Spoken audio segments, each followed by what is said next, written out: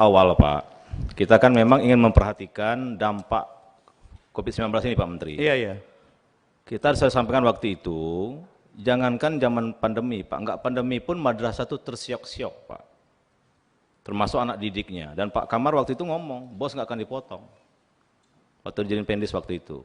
Dan kita sampaikan, Pak, kepada semua madrasah yang bertanya kepada kita, Pak. Nah, hari ini mereka viralkan semua itu, Pak. Seolah-olah Komisi 8 menyetujui pemotongan bos 100.000 per siswa. 54 triliun itu besar, Pak. Iya. Tapi kalau gara-gara 2 triliun dana bos dipotong, saya kira itu nggak punya otak tuh, Pak. Nggak punya rasa kemudian terhadap orang-orang miskin tuh, Pak. Iya dong. Dan sudah janji kan di depan kita nih, Pak. Janji aja dibohongi, Pak, kayak bilang kali ini. Jadi kami dari Komisi 8 nggak pernah itu, Pak, menyetujui itu, Pak. Dan kalau alasan nggak bisa yang lain, saya kira tidak mungkin lah, Pak Menteri. 54 triliun, Pak Menteri. Masa untuk orang miskin kita potong, Pak? 100.000. Yang orang sebelum aja COVID susah, Pak, sekolahnya, Pak. Apalagi sekarang COVID, orang tuanya nggak kerja, Pak, makan susah, lain susah. Ada juga minta kuota. Nah, ini orang bandingkan, Pak, antara kementerian agama. Jadi saya kira, saya jujur, Pak, tersinggung berat dengan ini, Pak. Jadi, Pak, Kementerian Agama tidak kooperatif dengan apa yang kita bicarakan, Pak. Sudah janji kita semua, Pak, tidak ada pemotongan untuk bos. Ternyata dipotong, Pak. Dan nggak pernah juga disampaikan ke kita kalau itu dipotong dari situ. Kita tahunya setelah ini viral, Pak. Itu loh. Jadi saya kira Pak Menteri coba ditertibkan dulu, Pak, apa sama kami semua, Pak. Coba Pak Menteri bayangkan, Pak, di Aceh itu, Pak, orang-orang yang di pelosok-pelosok itu, Pak. Dipotong 100.000, Pak, oleh negara, Pak. Gimana, Pak, hati nurani kita, Pak? Iya, mus madrasah. Aduh, mereka nggak COVID aja sudah tertatih-tatih, Pak. Loh kok kita potong dengan alasan nggak bisa? Loh buat apa kita dikasih tugas yang di tempat yang paling enak, Pak? Anggaran triliunan gitu loh. Dan ini nggak terbuka, Pak. Padahal komitmen dulu di ruangan ini juga tidak ada pemotongan dana bos. Ketika dana bos dipotong nggak juga ngasih tahu kita, Pak. Seolah-olah persetujuan DPR. Padahal DPR dari awal mengingatkan itu. Dan bahkan kita minta untuk madrasah swasta itu ditambah untuk kotanya atau jaringan internetnya. Kita minta ini malah dipotong, Pak Menteri. Saya yakin Pak Menteri, kalau Pak Menteri tahu dari awal, Pak Menteri pasti juga nggak setuju yang begini, Pak. Karena Pak Menteri hidup ini nggak lama, Pak. Berpikir kita tentang orang miskin itu jauh lebih mulia, Pak, daripada berpikir tentang keuntungan, Pak. Jadi saya kira hari ini para anggota kita nggak perlu dulu bahas anggaran, ya.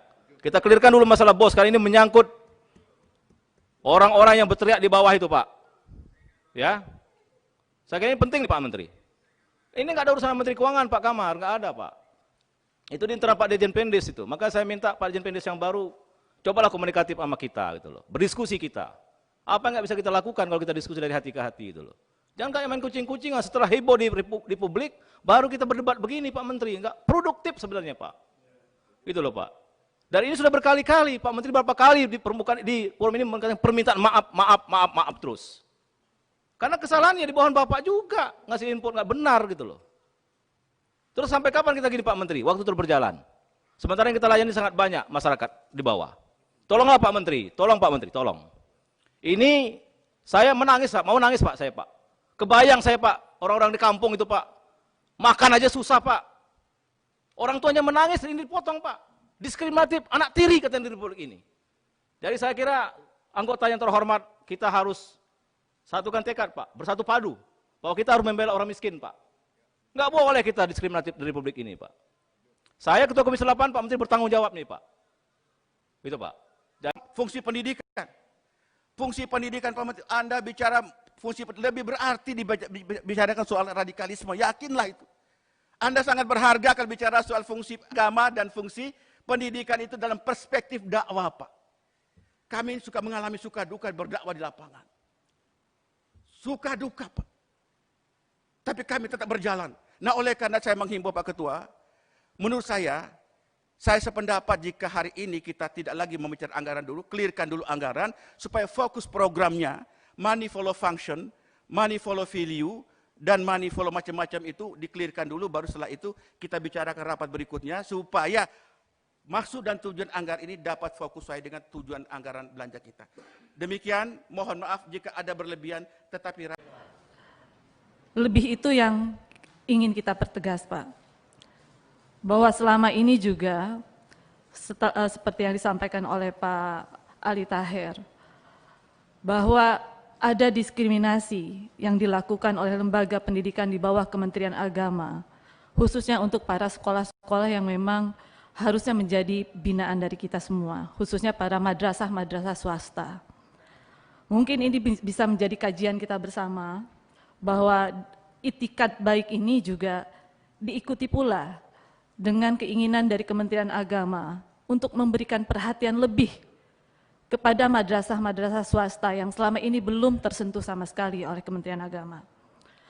Kemudian saya ingin menambahkan kembali Pak Menteri, Kemendikbud bisa memberikan bantuan pendidikan yang sangat layak untuk para siswa-siswi yang memang mereka berhak mendapatkan pendidikan terbaik dari negara ini. Yang dilakukan oleh Kemendikbud bisa dilakukan juga oleh Kementerian Agama. Kenapa Bapak tidak melakukan koordinasi dengan Menko PMK? Kenapa Bapak tidak juga melakukan koordinasi dengan Menkominfo? Karena selama ini program-program yang akhirnya diberikan kepada bangun Islam rahmatan lil alamin. Saya kira ini semua sepakat. Nah, karena itu pola-pola yang berpotensi membelah keumatan, membelah kebangsaan itu dihindari. Saya melihat misalnya apakah namanya sertifikasi atau dai bersertifikat itu ujungnya sama. Itu berpotensi, Pak, membelah. Saya tidak mengatakan pembelah itu berpotensi membelah. Nah, karena itu berpotensi membelah, saya dari fraksi PKS menyatakan tidak setuju dengan program itu. Dan saya mendapatkan masukan banyak dari para ormas di bawah, para dai. Keberatan, Pak. Karena ini akan menimbulkan ke depan kondisi yang tidak kondusif. Yang mestinya kita membangun rahmatan lil alamin. Kali mendapat WA dari beberapa tokoh-tokoh ya masyarakat agama. Ini mereka menyampaikan kepada Menteri, tolonglah Pak Menteri Agama itu jangan obral mengatakan radikal, jangan obral mengatakan teroris, jangan obral mengatakan Islam itu swasta ganas. Ini tidak baik. Jadilah seorang Menteri Agama itu bertahta di hati umat, bukan justru sebaliknya. Nah, ini pesan moral mereka, sehingga tidak seolah itu jadi pijakan. Nah, bicara masalah radikal, kami belum pernah mendengar Pak Menteri mengadakan pendekatan edukatif terhadap kelompok radikal ini. Belum pernah. Belum pernah Menteri Agama mengeluarkan berapa persentase dari 85% umat Islam ini berapa yang radikal. Kenapa yang kecil ini menjadi mainan? Kenapa yang besar ini tidak urus dengan baik? Apakah itu potensi untuk mendukung kita berbangsa dengan negara? Kenapa yang kecil ini yang kita jadikan mainan? Habis energi Pak Menteri bicara radikal, bicara teroris. Dia semakin dipijak. Hentikan itu Pak. Pak usulkan Menteri Agama atau berhenti aja lah. Usulnya hanya radikal, hanya radikal. Nah, yang kedua Pak, termasuk sini Bapak menerima ASN ini. Masa radikal juga dimasukkan di sini? Kenapa narkoba yang menghancurkan negara semudah, kenapa tidak dimasukkan sini? Narkoba, Pak. Kenapa radikal yang Bapak usut di sini? Narkoba yang menjadi musuh kita karena sekarang ini luar biasa narkoba di Indonesia. Kenapa tidak Bapak masukkan ASN ini? Berarti Bapak kalau narkoba orang bisa masuk ini. Ya kan? Karena ada disebutkan, radikal yang disebutkan. Ya kan? Narkoba tidak disebutkan. Pak, itu luar biasa narkoba ini musuh bersama kita sekarang. Menghantui generasi milenial kami. Yang menghancurkan negara ini. Kita luar biasa narkoba generasi. Kok tidak pernah bicara masalah narkoba pimpinan generasi muda Kementerian Agama ini. Ini hancur Pak negara kita. Narkoba ini.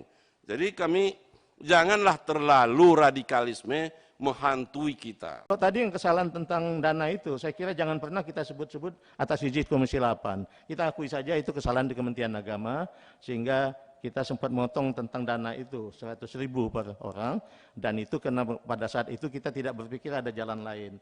Tapi begitu ada jalan lain, kami segera mengambil langkah-langkah untuk segera mengembalikan. Apapun yang sudah kita bicarakan sebenarnya batal, kalau perlu batal, itu segera kembali. Itu aja yang ingin saya tambahkan.